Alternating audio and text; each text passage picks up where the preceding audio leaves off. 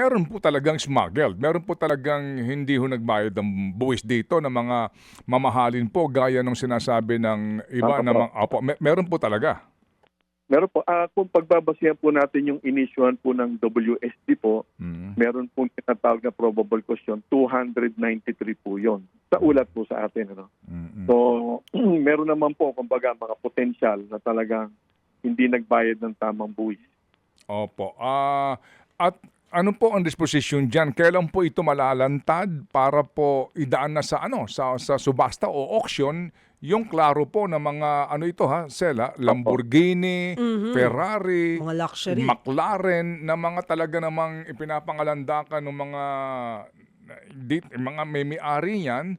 Tapos nasa mga dito sa mga display no nung ibinebenta na sinalaki ng customs at klaro na talagang smuggled. Kailan po matatapos kaya ito, Opo. Commissioner?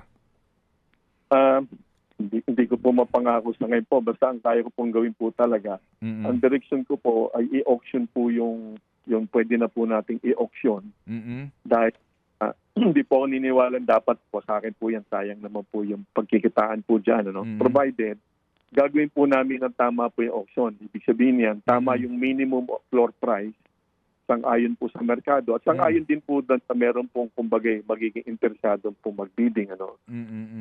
Kaya ko lang po i-commit, Manong Ted. Again, pinagbigyan niyo ako nung nakaraan, bigyan niyo po ulit ako ng another at least 30 days mararamdaman po natin yung at least sa aspeto na po ng itong mismo. Opo. Magkakaroon po tayo ng magandang pangyayari na po rito. With my new team, magsisimula na po sila magtrabaho. Mm-mm. Again, hindi po alibay ito, no?